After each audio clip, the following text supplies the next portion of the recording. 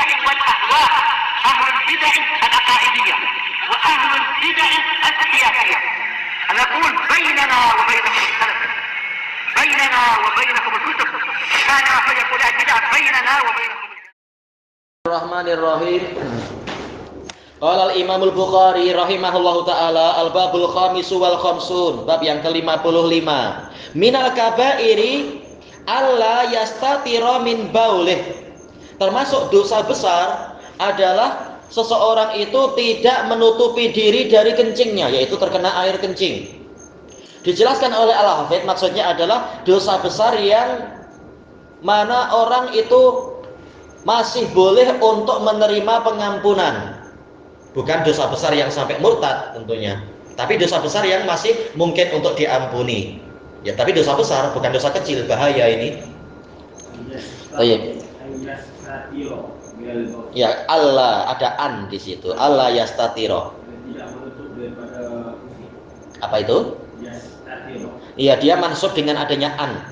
Kita tahu an adalah apa? Harfu nasbin wa masdarin. Tatkala an ini harful masdar, berarti boleh ditakwil jadi sebuah masdar. Minal kabairi adamul istitari minal baul atau min baulih. Adamu ini marfu sebagai apa? Sebagai mubtada muakhar. Jadi asalnya apa? Adamul istitari min baulihi minal kabair kalau di i'rab. Baik. Jadi hadis ini membahas sekarang masalah apa? Bahayanya tidak membersihkan kencing, karena ini terkena dosa besar. Kencing sendiri membatalkan wudu. Tayyib, kita masuk ke hadisnya. Qala al-Imam al-Bukhari rahimahullah, al-hadisus sadisa asyar ba'dal mi'atain, 216. Haddatsana Utsman qala haddatsana Jarir an Mansur an Mujahid an Ibni Abbas radhiyallahu anhuma. Ini hadis Ibnu Abbas terkenal ya dalam pembahasan apa itu Umdatul Ahkam ataupun yang lainnya. Qal marran nabiyyu sallallahu alaihi wasallam bihaitin min hitanil Madinah au Makkah. Pernah Nabi sallallahu alaihi wasallam melewati suatu kebun dari kebun-kebun Madinah atau Makkah. Fasami'a sauta insanaini yu'adzabani fi quburihima. Kemudian beliau mendengar suara dua orang manusia disiksa, tengah disiksa di dalam kubur mereka berdua. Na'udzubillah. Faqala an-nabiyyu sallallahu alaihi wasallam. Kemudian Nabi sallallahu alaihi wasallam bersabda, yu'adzaban. Mereka berdua tengah disiksa. Wa ma yu'adzabani fi kabir. Dan mereka berdua tidak disiksa karena dosa besar. Finya fisababiyah. Summa qala bala. Kemudian Nabi mengatakan bahkan itu dosa besar. Nah, nanti akan disyarah insyaallah. Karena ahaduhuma la yastatiru min baulih. Salah satunya tidak menutup diri dari kencingnya, yaitu air kencingnya yang najis itu terkena kulitnya dan dia tidak segera membersihkan, atau tidak berusaha memang untuk menghalangi air kencing itu memerciki badan dia atau kulit dia. Wa kanal akhar yamshi bin namimah. Yang satunya lagi yang lain itu berjalan dengan melakukan namimah, jadi batu api, membuat adu domba, membuat permusuhan antar pihak ini dan itu. Summa da'a bi jaridatin fakasaroha kisratain. Selanjutnya Nabi minta didatangkan sebuah pelepah kurma. Kemudian beliau membelahnya menjadi dua belahan, dua potongan. Fawadha'a ala kulli qabrin kisratan. Kemudian beliau meletakkan satu potongan untuk di atas setiap kubur. Faqila lahu, kemudian dikatakan kepada Nabi, ditanyakan pada Nabi, ya Rasulullah, lima fa'alta hadza, wahai Rasulullah, kenapa Anda melakukan ini? Qala allahu ayyukhaffafa anhuma ma lam yaibasa. Maka Nabi mengatakan semoga siksaan itu diringankan dari mereka berdua selama kedua potongan pelepah kurma ini belum kering.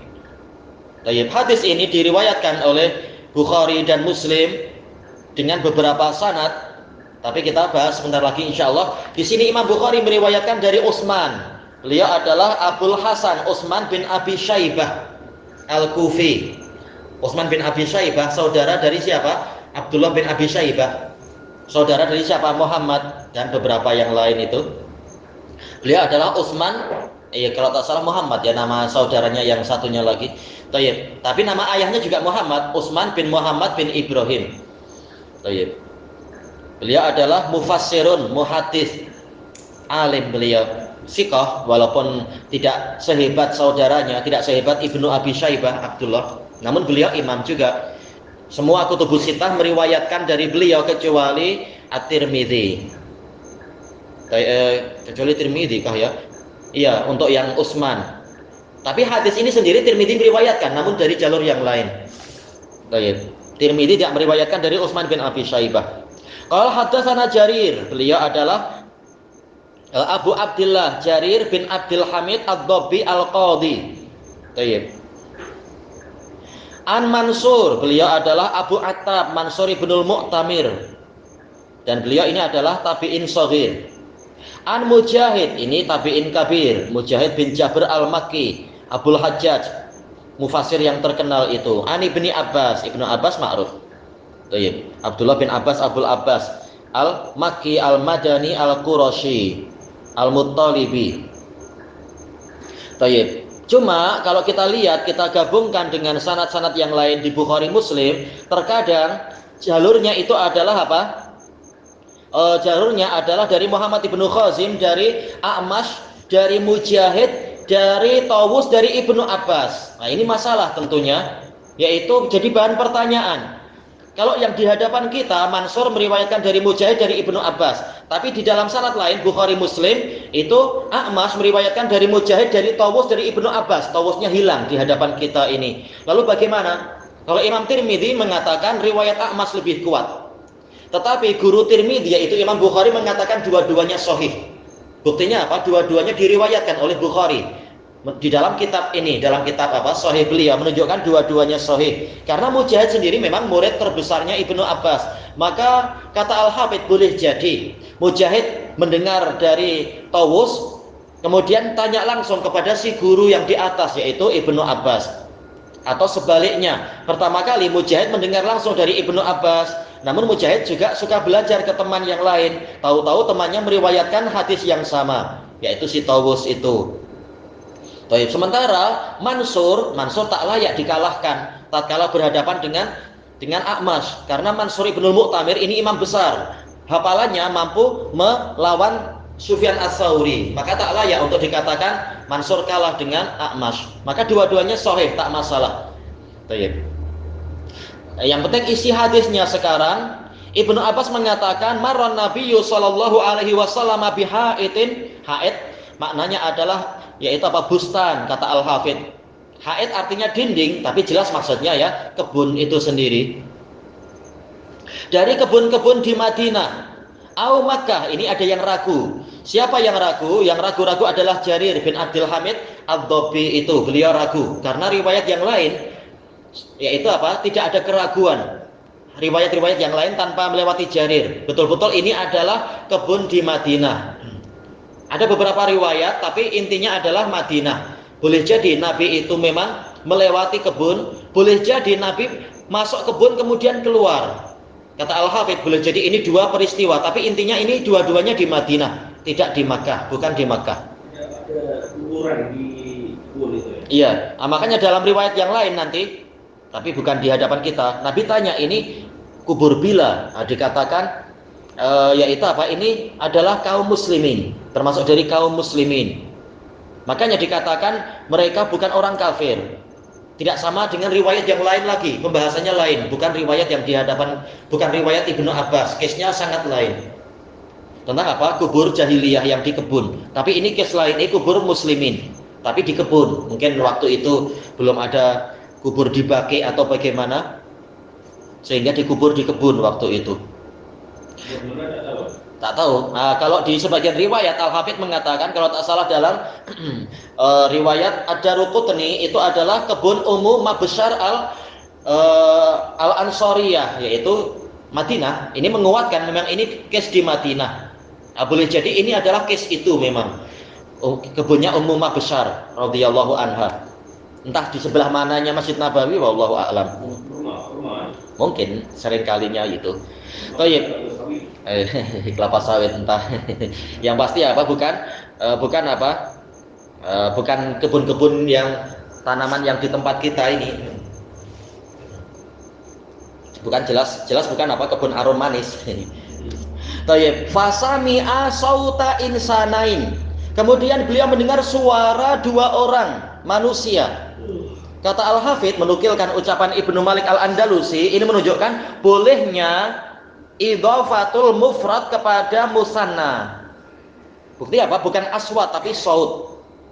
Yang nantinya fi kuburihima idhafatul jama' ila musanna, dan ini lebih bagus.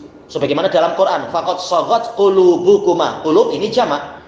Bukuma ini adalah menunjukkan dua. Ini yang lebih bagus. Namun boleh seperti yang disebutkan dalam hadis Ibnu Abbas di sini, sauta insana ini mufrad diidhofahkan kepada musanna, itu boleh. Intinya Rasulullah SAW memang betul-betul seorang nabi yang mana beliau mendengar perkara gaib. Sahabat tak mendengar, ya kita pun tak dengar. Kalau kita ziarah ke kubur-kubur di situ tak mendengar, lari kalau dengar siksaan ini itu, naudzubillah.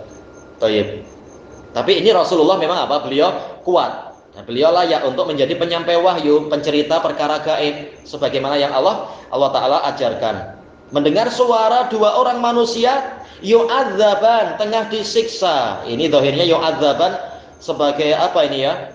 Sebagai naat dari insana ini.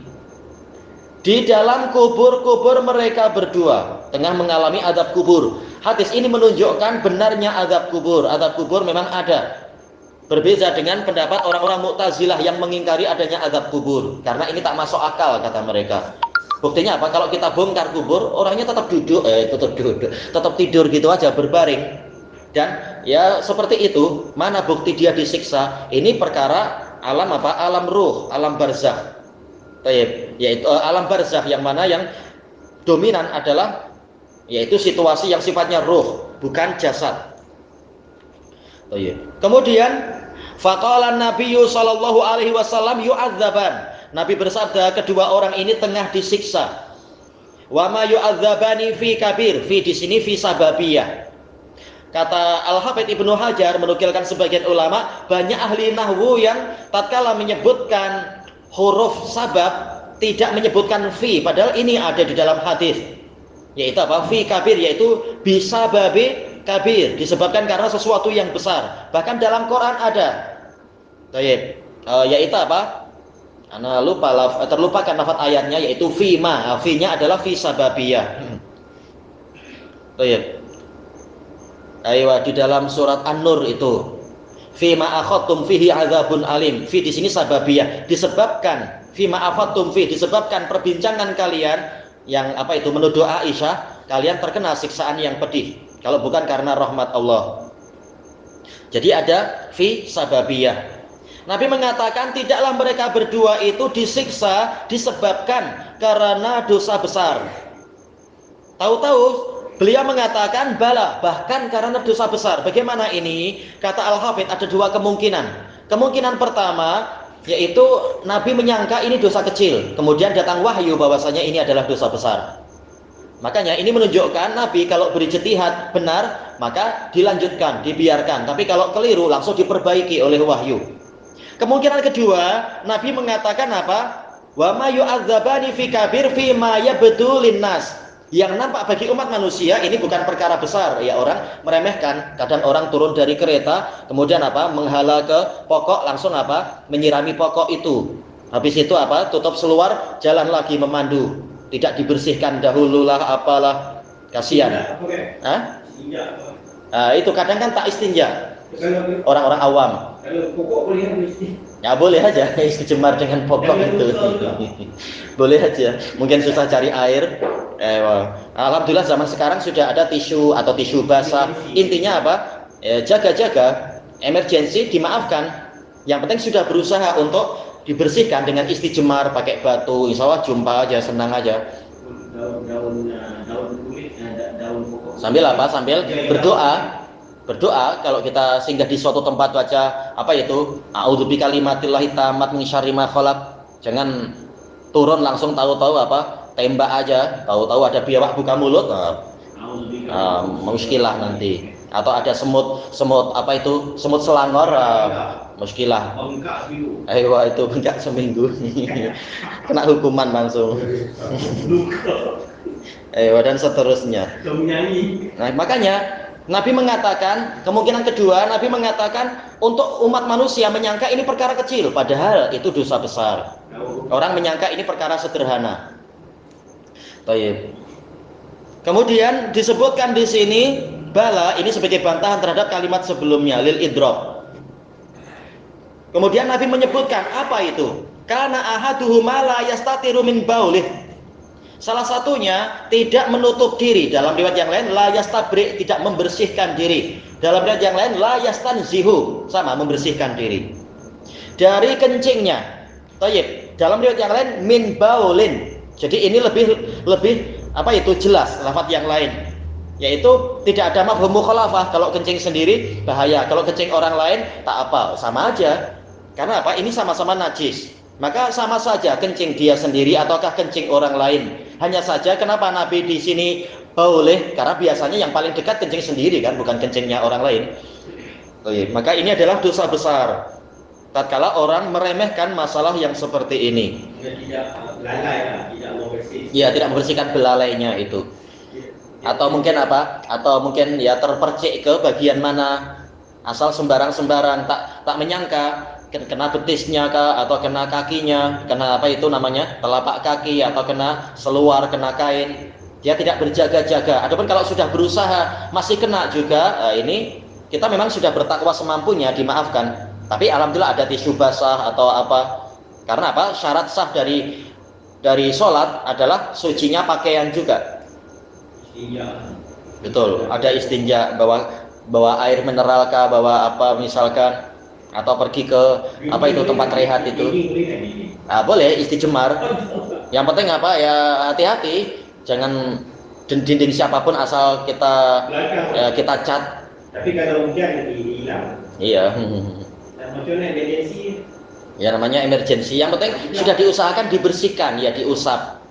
Di apa itu, di istijmar itu. Yang penting sudah ada usaha. Yang tak usaha, ini yang masalah. Wa kanal akhar yamshi bin namimah. Sementara yang lain berjalan ke sana kemari mengobarkan permusuhan, jadi batu api. Namimah kata Imam Nawawi adalah naqlu kalamil ghair ala wajhil ifsad. Menukilkan ucapan orang lain ke pihak yang lainnya lagi dalam bentuk perusakan, yaitu ingin membuat rusaknya hubungan. Nah, ini zalim. Tapi kalau dia jujur, yaitu apa? Untuk mencegah kezaliman, untuk memberitahu ini orang ini engkau sangka dia baik padahal dia ingin mengkhianati duit Anda misalkan. Nah, ini wajib memberikan nasihat kepada muslimin, jangan ditipu oleh orang itu. Nah, ini kembali kepada niat dia. Nah, itu juga jadi dua muka, betul. Nah, Rasulullah melaknat orang yang dzul wajhain, pemilik dua wajah. Ya memang menimbulkan apa? Adu domba. Baik, kata Al-Hafidz di dalam hadis ini ada keterkaitan besar dengan masalah akhirat. Kenapa? Rasulullah SAW mengatakan awwalu ma yuhasabu bil abdu min amalihi as-shalah. Yang pertama kali diperiksa dari amalan seorang hamba adalah sholat. Makanya di sini apa? Sholat itu pembukanya adalah apa? Toharoh, kesucian. Makanya tepat sekali apabila Nabi menyebutkan di antara penyebab azab kubur, sementara kubur adalah pembuka bagi hari kiamat. Baik. Ternyata yang menyebabkan azab kubur adalah yaitu orang ini tidak menjaga kesucian, dengan penjelasan yang tadi itu masalah kencing. Baik. Makanya di akhirat yang pertama kali sebagai pembuka pemeriksaan amal hisab itu adalah masalah sholat. Sebagaimana wudhu adalah pembuka sholat. Ini kesesuaian. Tapi juga dalam hadis yang lain, hadis yang diriwayatkan oleh Abu Dawud, hadisnya sahih, Rasulullah SAW mengatakan apa? Awwalu ma yuhasabu bihil abdu min amalihi fid dima. Yang pertama kali diperiksa dari seorang hamba dari amalannya adalah masalah darah. Sementara pembuka pertumpahan darah adalah apa? Namimah. Makanya hadis ini sangat sesuai. Tatkala pembuka hari kiamat adalah alam kubur, maka pembuka siksaan yang terkait dengan masalah sholat adalah tatkala tidak suci orangnya. Sebagaimana kesucian adalah pembuka sholat. Sebagaimana pembuka peperangan, pembuka pertumpahan darah adalah masalah namimah. Ini memang sangat sesuai, ada keterkaitan antara hadis ini dengan hadis-hadis yang lain itu. Makanya Nabi menyebutkan dua perkara di sini, tepat sekali terkait dengan dua orang yang tengah disiksa di dalam satu kebun. Betul. Ini sepertinya masih ada pembahasan, kita akhirkan pada pertemuan yang akan datang insyaallah. Wallahu a'lam. Subhanakallahumma wa bihamdika la ilaha illa anta astaghfiruka wa atubu ilaik. Walhamdulillahirabbil alamin. Jazakumullahu khairan.